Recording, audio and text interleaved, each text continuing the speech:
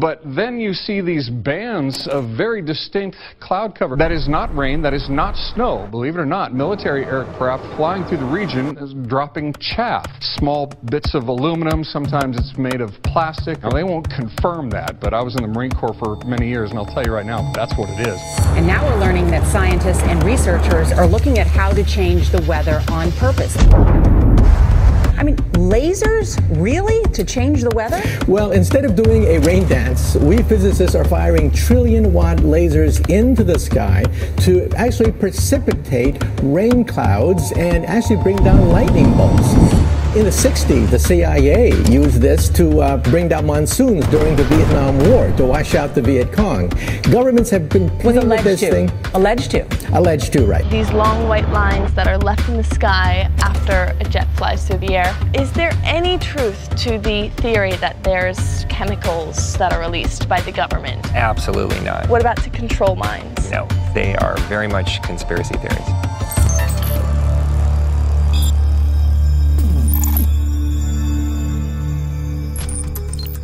HAARP, an acronym that stands for High Frequency Active Auroral Research Program, has, since it began analyzing the ionosphere in 1993, inspired controversy. Many believe that HAARP controls and manipulates the weather, even our minds, inspiring some to actually call the research center, leaving messages screaming about the temperature outside. You guys are killing the planet. It's fucking 80 degrees here in Colorado in February. This is bullshit. Some voices on YouTube have also put their HAARP theories in the ring, with some claiming they have 100% proof that HAARP may have caused Hurricane Harvey. But when you watch these videos, you do not get proof. You get, and this is where things get sad, people who don't even know what HAARP is or does, and are using the unpredictable nature of the weather as somehow pointing to the likelihood of HAARP's sinister involvement. There were some projected paths of it going this way or going up this way toward New Mexico, and yet there's this strange thing, and then all of a sudden the storm is going this way. I don't know. This is the first time I've ever heard about this HAARP, or even looked into it. Certain ideas surrounding HAARP may have even inspired violence, with two men stockpiling weapons with the intent to penetrate the facility, saying that HAARP was controlling their minds and trapping their souls. Some of these ideas being put forward by Nick Begich in his book Angels Don't Play This HAARP. But what the suspected terrorists did not know is that HAARP is not a top-secret facility. It's certainly no S4 facility, going as far as to occasionally open its doors to the public for an open house that Nick Begich oddly declined.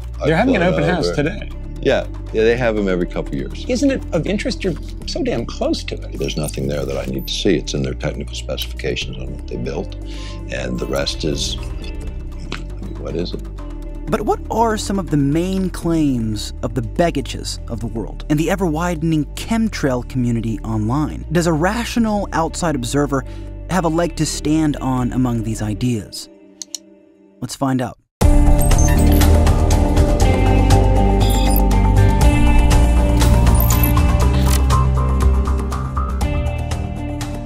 Geoengineering is the deliberate, large-scale manipulation of certain environmental processes with the intent of mitigating the adverse effects of global warming.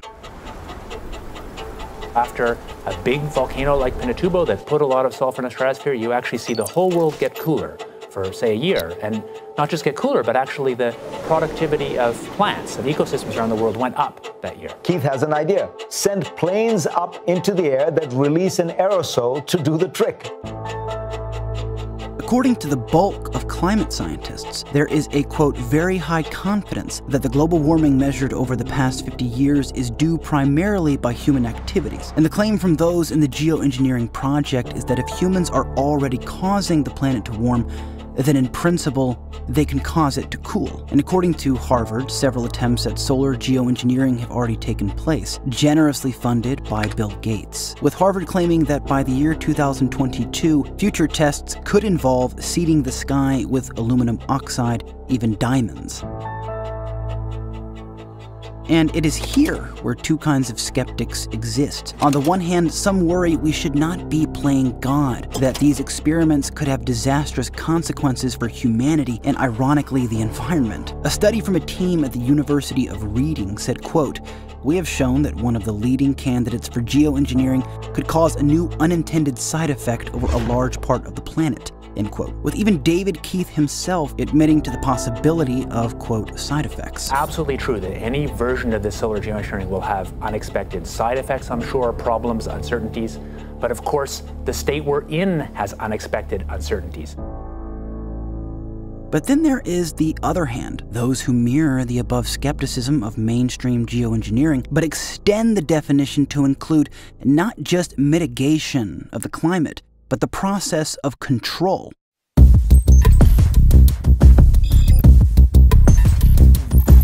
In 1967, a top-secret military program called Operation Popeye was carried out. The U.S. dropped 47,000 canisters of silver iodide over North and South Vietnam in an attempt to extend the monsoon season. It was soon after this that the New York Times broke a story exposing the program, and it was discontinued, causing the USSR and the U.S. to negotiate a ban on the military use of, quote, weather warfare.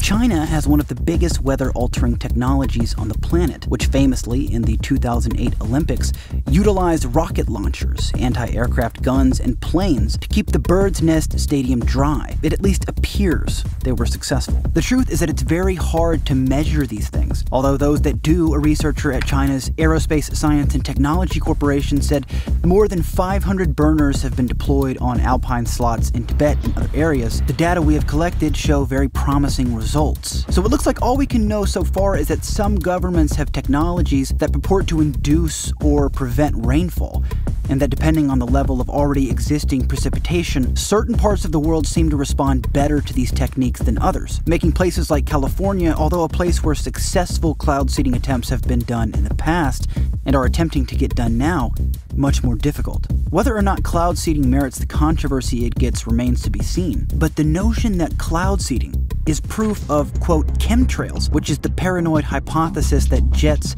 are being instructed by elites to spray everyone with chemicals, is foolish and logically inconsistent.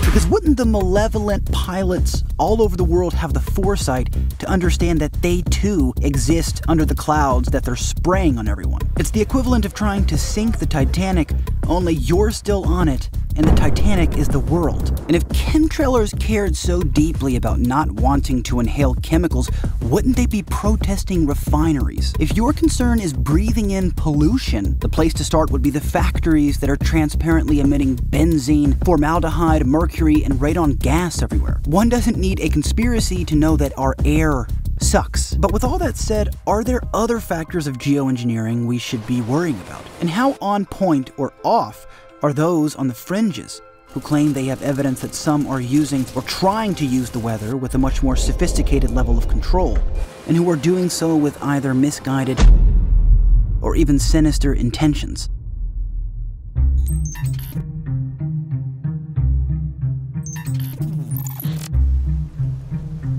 One piece of evidence that they cite is a research paper produced by the Department of Defense for the Air Force outlining the need to turn their current weather modification ability into a warfighting application, saying, quote, "The technology is there, waiting for us to pull it all together." Owning the weather in 2025.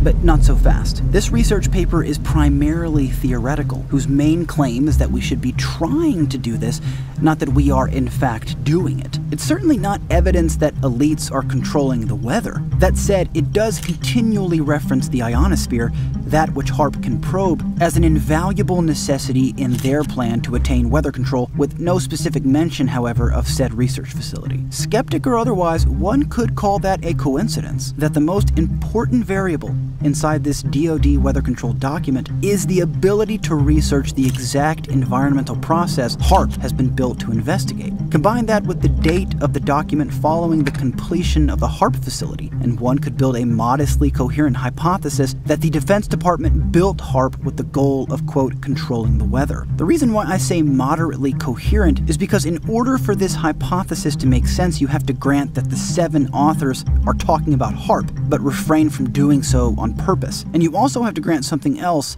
which we'll get to later. As for the first assumption, it's really difficult for me to believe they weren't talking about HAARP when referencing the urgent requirement of ionospheric research as the most important next step in attaining weather control as a weapon. And why do I think that? Because there's no way that the Department of Defense did not know that HAARP was the only US technology that could do just that. And let's not forget that HAARP began as a military project funded by the Air Force and DARPA. Now, I'm not saying that HAARP is being used to control the weather. That's a misunderstanding. I'm saying that according to this document, if ever there were a technology that could aid in the research of, quote, weather control, it's this one, and that it could have been built for that reason. It's certainly easy to posit that HAARP was a kind of military stepping stone to achieve a certain set of ambitions, however woo-woo those ambitions might seem to be. I also think I remember hearing about a state representative proposing an anti-geoengineering bill based on this DoD document, but honestly, that just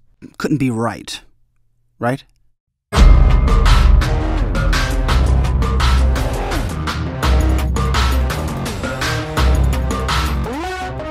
Consider Secretary of the Air Force Dr. David Walker, who was asked at an appropriations subcommittee what was going to happen to HAARP now that the military was done with it. Have finished our work that we're interested in doing up there. We've moving on to other ways of managing the ionosphere, which the HAARP was really designed to do, was to inject energy into the ionosphere, be able to actually control it.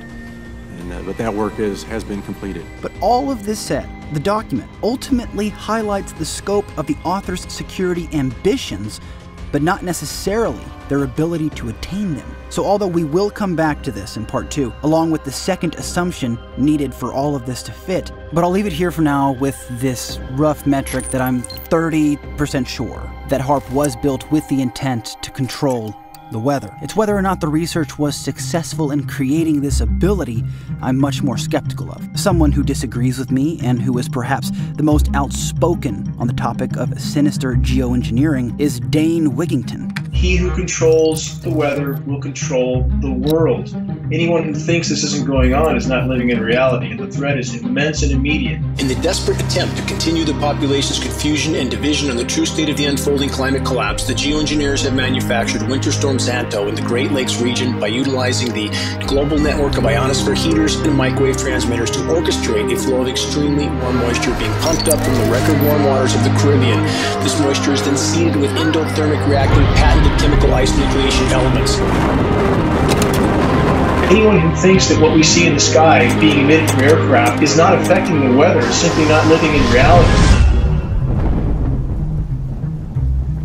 Dane and his followers often cite Senate documents and patents as proof that a sinister government is secretly geoengineering the climate on a massive scale. But they can never tell us who is doing this or at what times. Specificity is so often a problem when sifting through these kinds of claims. I will admit, however, that the amount of US patents, over 150, on manipulating the climate is interesting. These patents, whose titles I will quote verbatim, range from methods of producing intense artificial clouds, fogs, or mists, an aerial discharge device, a cloud-seeding carbon dioxide bullet, method of producing precipitation from the atmosphere, a method of producing cumulus clouds, a process of weather modification by satellite, an electromagnetic energy pulse launcher, and that's just 7 out of the more than 150 US patents directly related to either mitigating, or in some cases it would appear entirely creating, climatological systems.